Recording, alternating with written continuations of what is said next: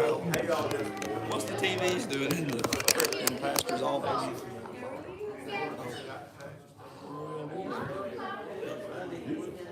These are smart TVs.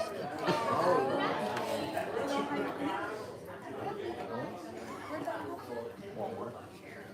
Like I say, 50 each for $240.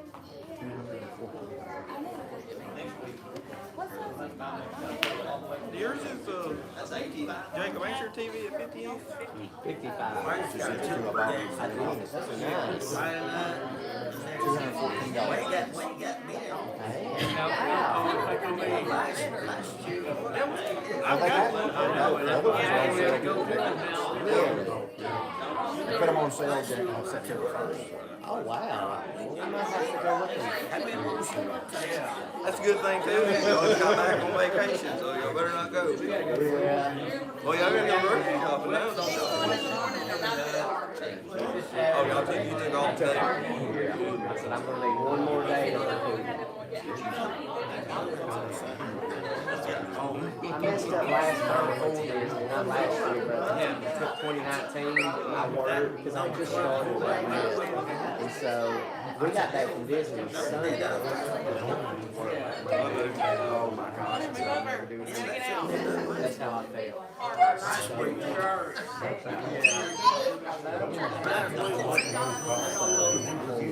trying to rest a little bit tomorrow. I love you.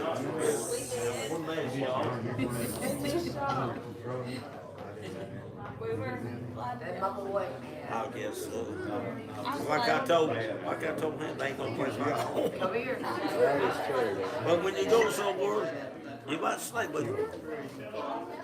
I'm gonna get home. Oh, me too. My sister came home Friday. Oh, She's a little bit sore. Yeah, she, my sister got to come home Friday. That's it, she's a little bit sore. That might get him drunk. But it, I finally got down to it. she likes to go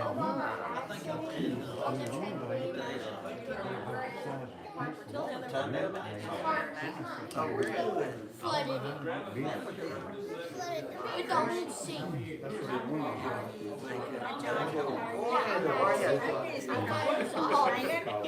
Apparently the water's still running. Oh, yes. Who knows which side is butter? You don't know how many And then all of the laundry mountains of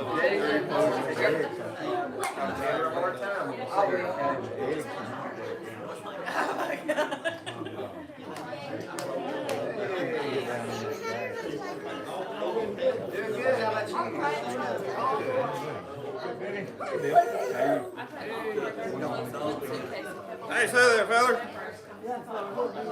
Young fella. He ain't here. Well, I think I'm gonna have to steal his keys. Take his keys from him. I'm gonna have to make sure he doesn't go anywhere without me. He went down there to the horse barn yesterday afternoon. He got his foot underneath the piece of tin and fell down. He had a dog out with him. He was just riding around, going down there looking for mom and everything. And he got out down at the horse barn. He was going to look around down there and do something else. He got foot underneath the piece of tin and laid there for about 20 minutes. Had to crawl to the truck, pull himself back up. I didn't even know he was out the yard. I didn't even know he left the yard. He drove his old black truck down there and just fool around, pick around in there. While it was raining. I'm gonna have to do something.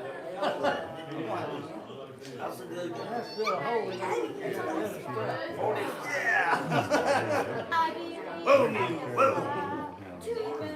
Where's Vernon?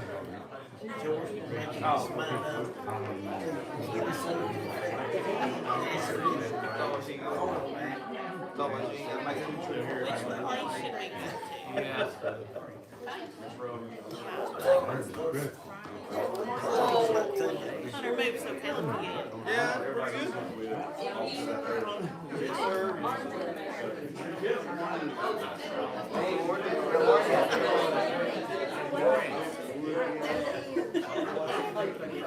I left it at home.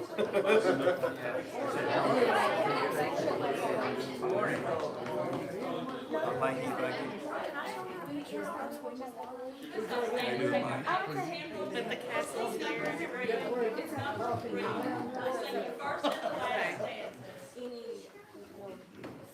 Oh, it's what I like.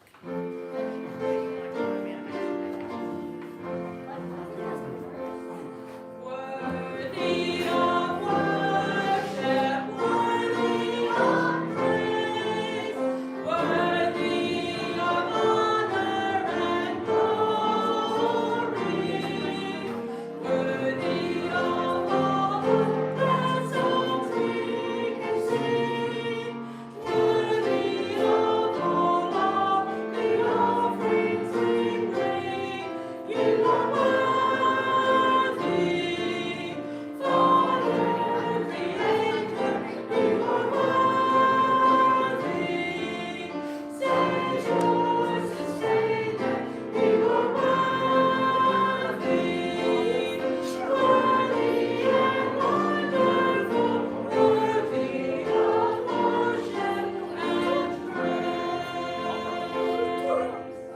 Almighty Father, Master and Lord, King of kings and Redeemer, wonderful Counselor, Savior and source of our life is our will. You are worthy, Father, Creator. You are worthy, Savior, Sustainer. You are worthy, worthy and wonderful, worthy of worship and praise. Very small.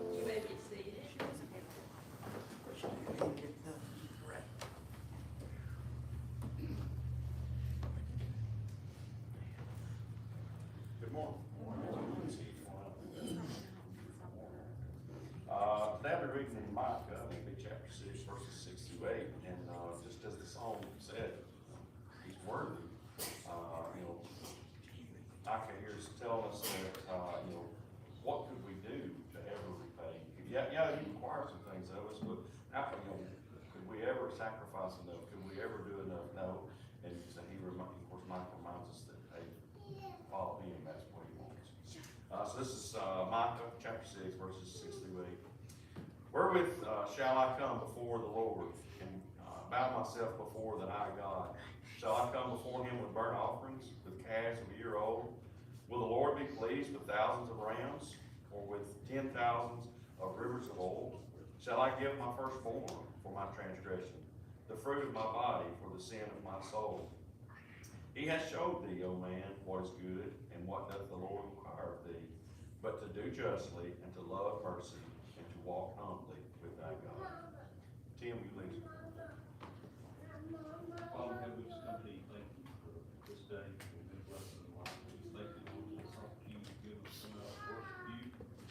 Thank you, God, for the weather that you give us today, dear God. And thank you for the good number of folks that came out this way.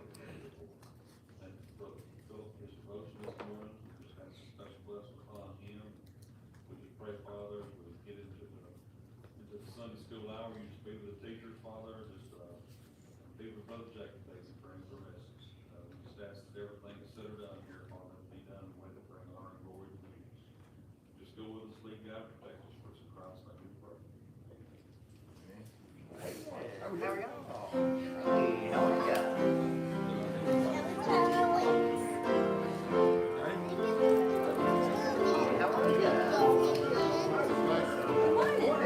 How was your trip? Austin.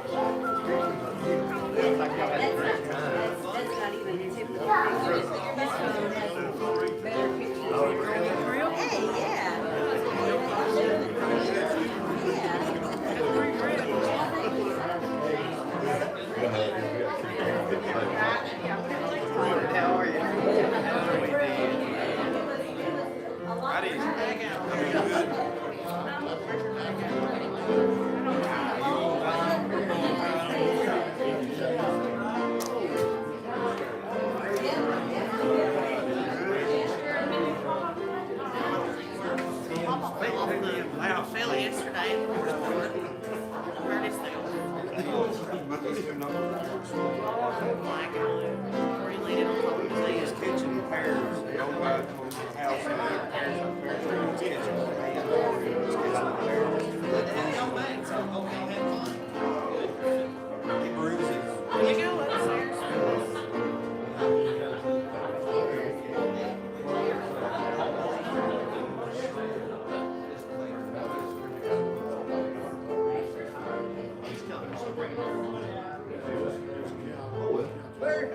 How was Montana? It was there. I left it like I found it. When y'all get back? Friday night about 9:45. Oh. Couldn't get back fast enough. Yeah. You know, the one that came back, he threw him out there. Of course, now Mike looked like Don King. No, it was going forward. Yeah, you did. You had long hair. You had your hair going forward. You came down in the middle.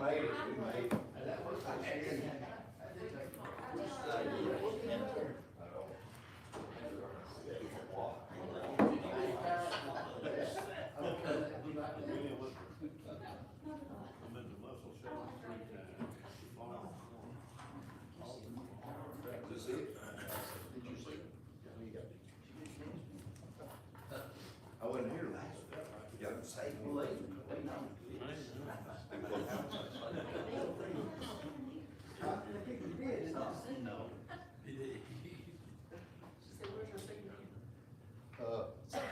Is that there in the car? It's on the outside of the car. No. Got some buffalo chips. Well, good morning. Well, we're starting a new study today, and this is starting in Numbers. And this kind of picks up where we studied not too long ago. I don't know why they skipped over it, didn't just keep going. But I think we studied about the tabernacle not very long ago. And we even studied it right up to where they had constructed it and then sanctified it before God and talked about the presence of God coming down on the tabernacle. And that's where we ended that study, and this one picks up right there. So,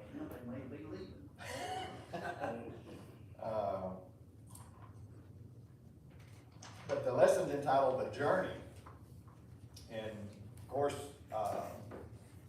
when God gave the Israelites instructions to build the tabernacle, what were they beginning? What was this journey? Okay. Well, it already came out of Egypt, and they had already had the opportunity to go into the promised land.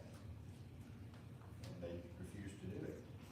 And so they started on a little 40-year journey through the wilderness. It's a long one. Yeah. And you know, God gave Moses instructions when he was on Mount Sinai of how to build it, everything, every detail about it. And it said that it took, they don't know exactly how long it took for them to build the tabernacle, because it said that when Moses went up on Mount Sinai the last time, that they didn't record how long he was there. But it said anywhere from several months up to a year for them to build this tabernacle. And when you look at all the things that were in that, I mean, and then how everything was made, everything was made by hand. It's amazing that they could do it in a year. To me, it would have took me a lifetime probably to do it. Or some of it I would never have gotten done. But God equipped his people. It said he called those who were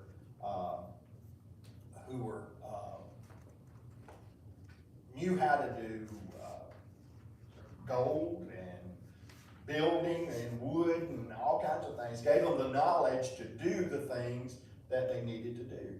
I know even in the commentary one time, I read where God gave Moses the instructions on the candlesticks and how to build them, what they were to look like. And it said Moses couldn't even comprehend what God was saying that they were going to look like. And he took the instructions to, and I can't remember the guy's name, but the one that God called to build all of the gold and the jewel stuff.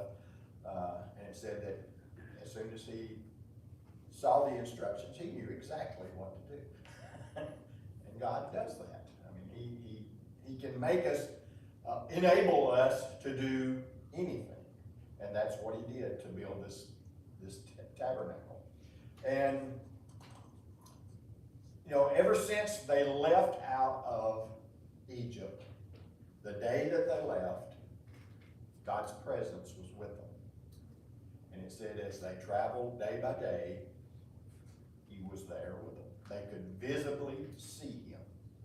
Not his face, but they could see his presence that was with them. And it said that he was in the form of a cloud during the day and fire by night.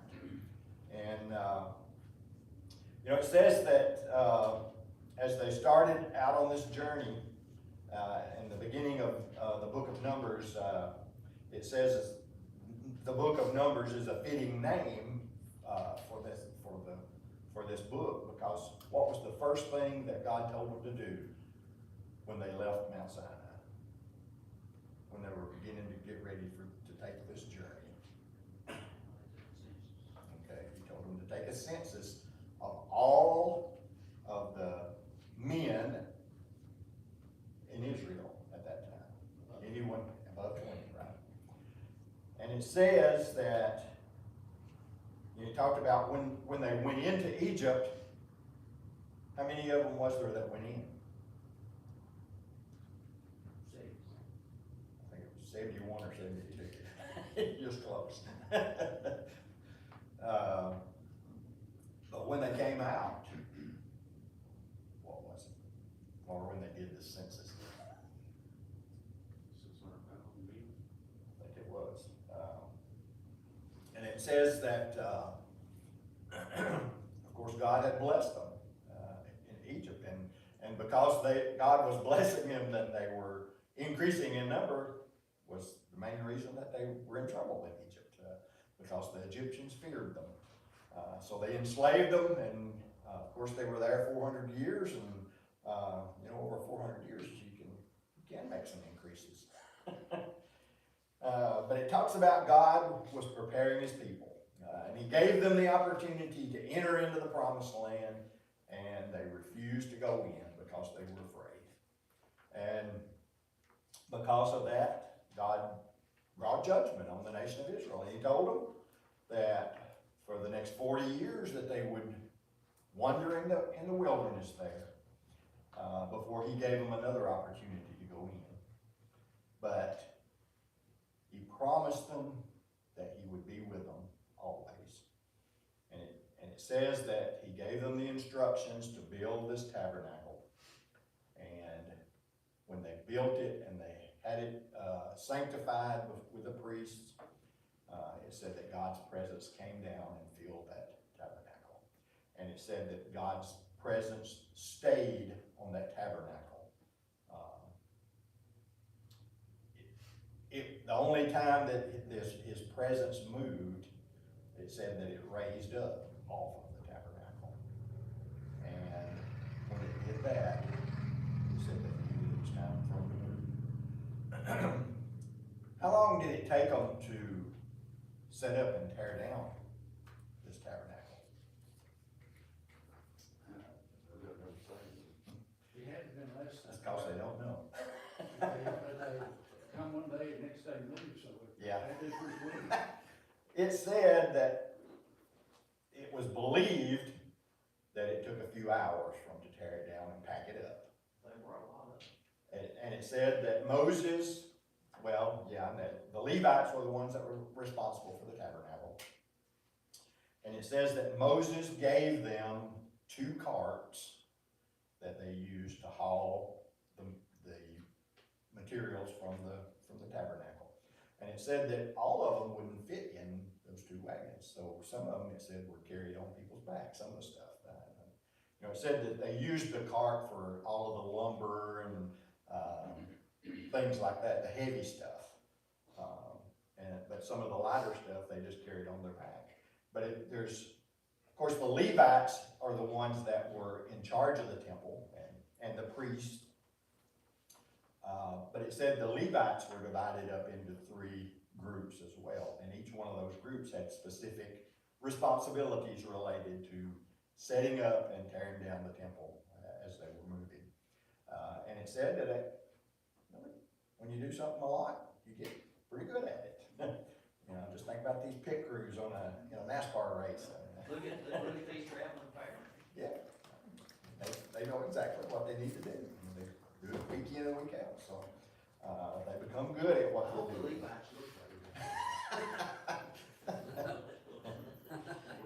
They set it all up every time they stop, or? Every time they stop, they set it up. Well, when it talked about doing something on the first day of the month, so they set the temple on the first day of the month. That was for the Passover. They were to celebrate the Passover of the, I think it was the first of the month of the new year. But, I mean, they had to set everything up because the priest had to they had their responsibilities that they had to do as far as sacrificing for, not only for the nation, but for individuals. I mean, individuals brought their offerings and sacrifices to the temple. So they had to be able to carry out the responsibilities related to that. But it says in Numbers chapter 9, verses 15 and 16, it says, on the day the tabernacle was set up, the cloud covered the tabernacle, the tent of the testimony, and it appeared like fire above the tabernacle from evening until morning. It remained that way continuously. The cloud would cover it, appearing like fire at night. So, you know, the people of Israel could see this. I mean, they could look out from their encampment and see God's presence on his tabernacle. And it said that, of course, there was 12 tribes. There was 3 tribes on each side of the tabernacle when they set up camp. So there was three different tribes on each of the 4 sides of the tabernacle. And then, of course, it said that the Levites' encampment was around the tabernacle itself. So they were not included in that 12. But each one of them had a view of God's tabernacle, and they could see what was going on. It said that they had the opportunity to see with their own eyes the presence of God anytime they wanted to see that. What was important about that? Give them hope. Yeah, Okay. because they can actually see God above them. And one thing that probably would solve a lot of conflict, because otherwise, they'd all fight and see who's in one's closest. Probably, yeah. And they'd all been fighting to see who could be the one that was in charge. But God took care of all of that. You know, it said that, says here that the day that they set up the tabernacle, it said the cloud covered the tabernacle. And it said that from that very first day, that cloud was present. But the cloud had been there before. The cloud had been with them since they left Egypt. I know that the cloud, it said that it went before them to lead them, to know where they were going. But it said that, and I never really thought about this, but in the commentary, it said that there was another purpose for the cloud during the day. What do you think that was? Protection. From? We were chasing. No. I mean, it didn't cover them up. It was ahead of them. From the heat, maybe? From the sun. It said that the desert sun would have been unbearable out in the wilderness, and it said that this cloud provided shade for them as they traveled during the day. I thought it said it went in front of them. Well, it did, but the cloud, I mean, it did cover, I mean, it blocked the sun from bearing down on them all the time, so it gave them some relief from the heat and the sun. going to one speculation. True. That had to be a pretty big cloud to cover that many people. Well, I get to the top of the town. I don't know. I kind of wonder right there. What do you think about, at night it said it was still a cloud, but it said it looked like it had fire inside the cloud. Yeah, over the tabernacle. Yes. But what do you think the purpose of that was? Still see it, heat. What? They still feel God's presence. Okay, I mean, they can see it anytime, day or night. But a lot of times, he ever traveled at night, you know? They can always see it. They didn't travel much at night, but I think they did some. You know, when they were, before they crossed the Red Sea, when they were fleeing from the Egyptians, of course, he went behind them then, and it said that it was giving them light that they could travel. So we do know that they did travel some that way. Have you ever been afraid of the dark? Yep. When you was a kid, was you afraid of the dark? I was, well, we had outside bathrooms. We did too. And Paul would beat me all the way out there and all the way back. Mom was making me go with her. So I got head slapped all the way out there. The old time we did chicken. And, you know, when we as kids, That's big brother. if you was afraid of the dark, you was just pretty much out of luck, because you didn't have any night lights or anything like that. But today, a lot of times, we put a night light in the kids' bedroom to give them a little light, so they won't be afraid of the dark. Well, the Israelites were in a strange land. There wasn't too many street lights where they were at either, you know. At night, it was dark. And when it's dark and you're in a strange place, you can hear all kinds of monsters, can't you? There might have been a lot of dead stations walking through that. But this cloud over the tabernacle was kind of like a night light for the Israelites. It said it gave them light that they could see to move around at night. It gave them comfort to know that God's presence was with them. So it was like a security thing that God gave to his people. And you know, he does that for all of us. You know, when Jesus left this earth, he said, I'm not going to leave you alone. He said, I'm going to send a comforter to be with you. He gives us his peace and his comfort in our daily life. We have that with us all the time if we allow him to do it. God takes care of his people, just as he took care of the Israelites here in this strange land. He said, on the day the tabernacle was set up, the cloud covered the tabernacle, the tent of the testimony, and it appeared like fire above the tabernacle from evening until morning.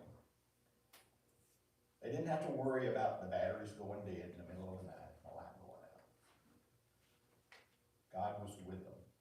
His presence was there and visible any time of the day or night.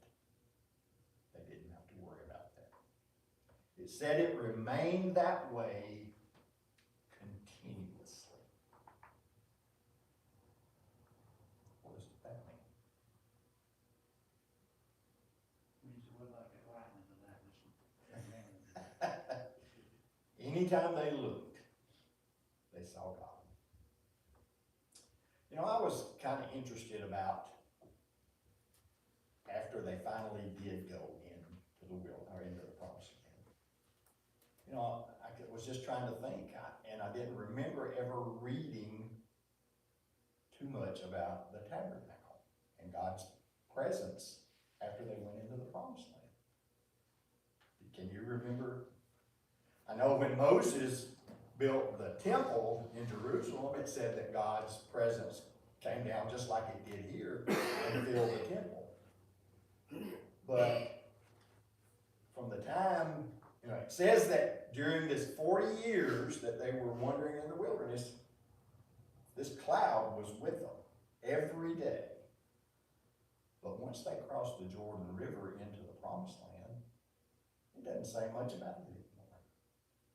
So I got to doing a little looking around, and it says that when they went into the promised land, they looked for a place to put the tabernacle permanently. And it said, very near Jericho, after they'd crossed the Jordan River into the Promised Land, it said that they found an area of land that was not populated. And it said that they were looking for a place that didn't have blood. Blood was not shed on. I don't know how they would know that unless God told them. But it said they found a plain in the area of Jericho, and it was they named it Gilgal, and it said they set up the temple there at Gilgal, and it said it remained there for 7 years. But where was that in relationship to the rest of the Promised Land? I mean, when they crossed the Jordan River, they were in the Promised Land. Where was Jericho? It was just on the other side of the Jordan River. So it said that this was right on the east side of the Promised Land. And it said after they took the land that they realized that it needed to be in a more central location so that all of the tribes had access to the temple. So it said they began to look for another place for it. And it said that there was a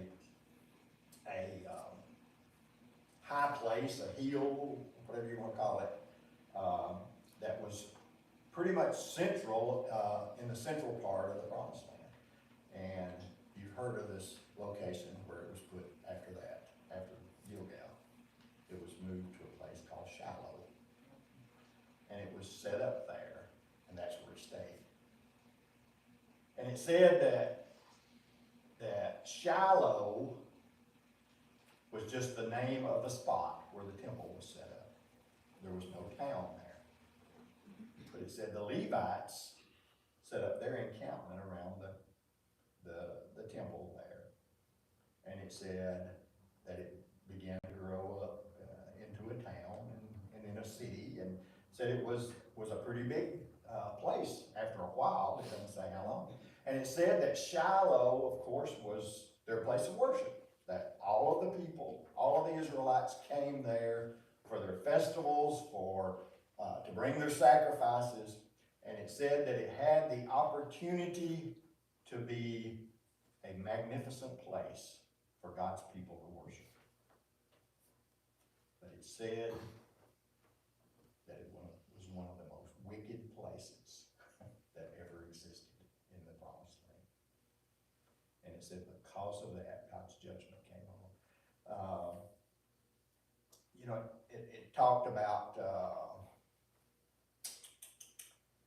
one of the things that they did, I guess probably the biggest thing that they did was that the priest agreed to allow the Ark of the Covenant to be taken into battle from Shiloh against the Philistines. And the Philistines defeated them. And they took the Ark of the Covenant. Didn't take them long to know they didn't want it, but they took it. And the Israelites suffered because of that. We read not too long ago, we saw I think it was in the Psalms, where David had written when they were trying to establish their worship in Jerusalem, that they began to look for the Ark of the Covenant. That they didn't even know where it was. And he sent out people searching for it, and they found where it was at after the Philistines got rid of it because it was killing them. But they brought the Ark back then to Jerusalem. But it said for about 200 years, there was very little even recorded about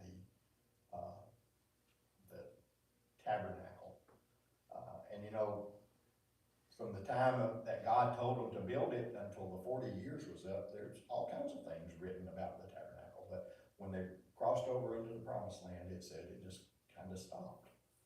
And it said for over 200 years that there was very little even recorded about the tabernacle. So I just thought that was interesting, something different. But it said that God, even after and Shiloh became such a wicked city, and then they lost the Ark of the Covenant, it said that God withdrew from his people. So I don't know if his presence was visible, but I kind of doubt it if it was that wicked a place, because if they could see God with them all the time, I just can't see how that could have taken place. But it said that God had withdrawn from his people there in the Promised Land because of their wickedness. So God had taken his people, or he had prepared them, gave them instructions. They built this temple. His presence came down and dwelt in the temple.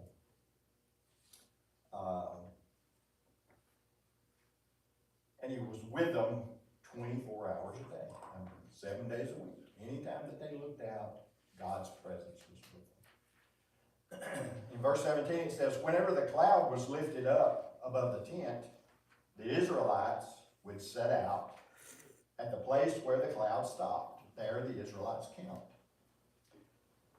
At the Lord's command, the Israelites set out, and at the Lord's command, they camped.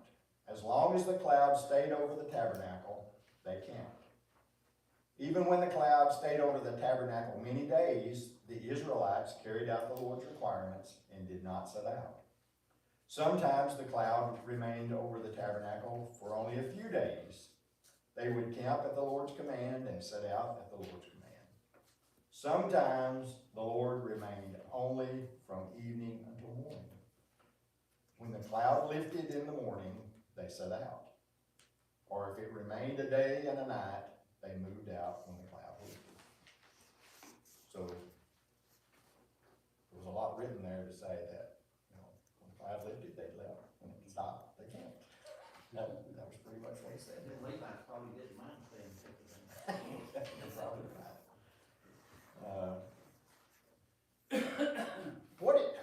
What does all of this tell us about God's plan for his people?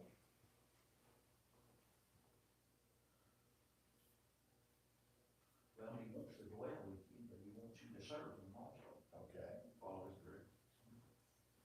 Obedience was the only responsibility that the nation of Israel had. And that entails a lot, but that was his only requirement for his people. They were to be obedient. He said, when the cloud raises off the temple, you better be packing your bags. He said, because we're going. He said, when the cloud stops, you need to set up your camp. He said, it didn't matter if we set out this morning and we camp tonight. You still got to do all the things that are required with that. The Levites, again, they had responsibility for moving the temple. But they also had responsibilities to move their families. They had their own wives and children and their tents and their belongings that had to be packed up, and they had to take those along as well. But God told them, you need to learn to be obedient. Is that any different than today? That's exactly what he wants from us, is that we are obedient to him. God didn't lead them out of bondage and then just turn them loose to go whichever way they wanted to go. They didn't make any decisions for 40 years about when they were leaving, when they were camping, where they were going. God made all of those decisions for them. So he taught them dependence on him. Even on the tabernacle, they didn't do any of the thinking. They were told exactly. Absolutely. Every little item, every little detail was done by God that they had to follow. And we've already looked at when they tried to do it their own way. What happened? They would have survived. sons tried to do it their way, and God destroyed them. He burned them up. So they knew better. Again, he was teaching them to be dependent on him in everything that they did. Well, you know, I was thinking about that. They didn't have enough drones they could look over the hill, you know. No. See if there's an army going through, But or they see had, where the water was. they had a God that could. Yeah, that's what I'm saying, they didn't know which way to go. No, they didn't. Yeah, they didn't know where water was at. I mean, that was something they needed. Where's food? Of course, they didn't need water because God can make water out of a rock. And food, I mean, he had the food come to them. They didn't have to go out and hunt for food. But they griped and complained about what they were had been provided to eat. That's true. That is true. But God took care of them. He provided their needs, and he taught them dependence on him every day for 40 years. But also that 40 years was judgment on them as well, because he said, for those who refused to enter the promised land, when he gave them the opportunity, he said none of them will enter in. And they're going to wander in the wilderness for 40 years till that generation passes away. They had an opportunity to receive the blessings of God, and they refused it. And because of that, you know, God could have just wiped them out right there if he chose to, but that was not his choice. These were his people that he had chosen for himself. And it didn't say that these people went to hell because of their decision, but it said they gave up the blessings that God had for them as a people because of their decisions. They were still his people, but they gave up his blessings.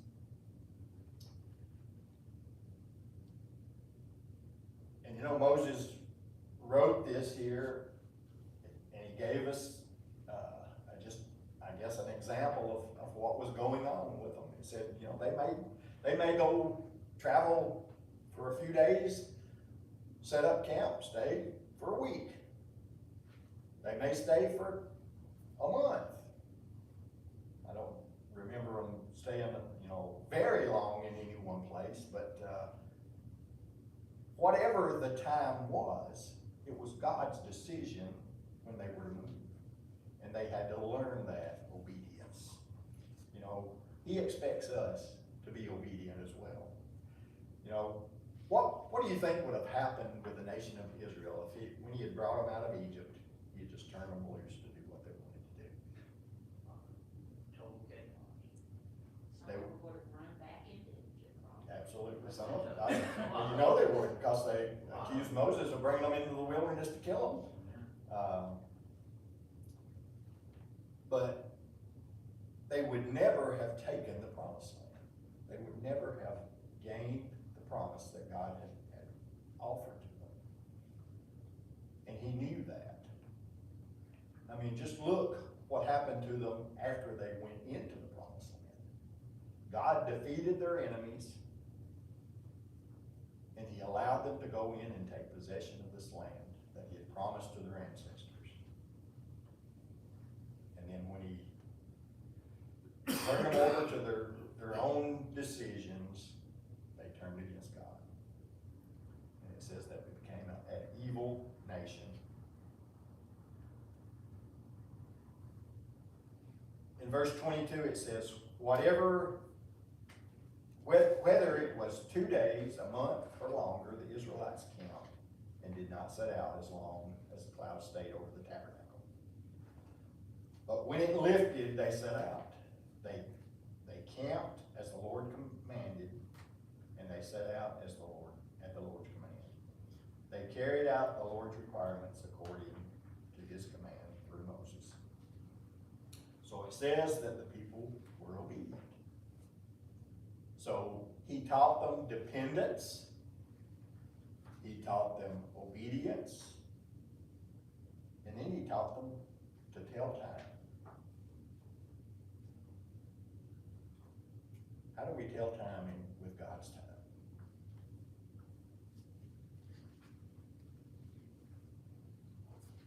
Patience. Patience, absolutely. Absolutely. What does the Bible say about God's timetable? He sits. What? He sits. We just have to wait till he says it's time. How long is a day for him? 1,000 years. 1,000 years. That's a long time. So, yeah. In 1,000 years, you should learn a little patience. But, you know, God knew exactly what he was doing. And it says whether it was 2 days, a month, or longer, God was the one making those decisions. That when he said, go, they got up and went. When he said, camp, they set up their camp and they stayed. They depended on God totally for everything. He furnished them food and water. He furnished them everything that they needed. You know, it said they wandered in the wilderness for 40 years, and it said the shoes on their feet and the clothes on their back didn't age, didn't wear out. Nothing changed. It was the same the day that they walked out of the wilderness as it was the day they walked in. And you gotta think about all these animals. Oh, really? Absolutely. They had to have something to eat. They probably wasn't eating the manna and the quail. So there had to be something provided for them as well. And a lot of water for that many animals and that many people. But God gives us, each and every one, the assurance that he's with us, just like he did the nation of Israel. He allowed them to see his presence physically in their daily lives, and they knew that he was there.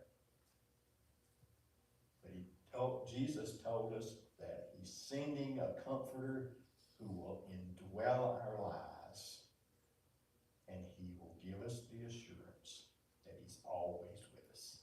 He said, I will never leave you nor forsake you. So we have that same assurance that God gave to his people there in the wilderness. It says following God's guidance will require believers to act on his instructions. We've got to depend on God. We've got to learn dependence on him. We've got to learn to be obedient to his calling on our life. And we've got to trust and be patient in his time and allow him to direct us where we're going if we ever want to accomplish what he has for us to do. And it says following God in faith means that we act on his time frame and not our own. You know, we don't know what's best. Like Mike said, the Israelites didn't know what was over the next mountain or the next hill. If there was an army waiting on them there, what? But God knew exactly what was there. And he knew exactly where they needed to go and when they needed to go. And he guided them and directed them as they wandered in the wilderness for the 4 years. But he does the same thing for us. We don't know what tomorrow holds, but we know who holds tomorrow. God is going to take care of us. We need to learn to trust him and allow him to be the one that directs us and leads us in our daily walk. God had blessings for his people. He offered it to them, and they refused it. And then a whole generation passed away without that blessing that God had for them.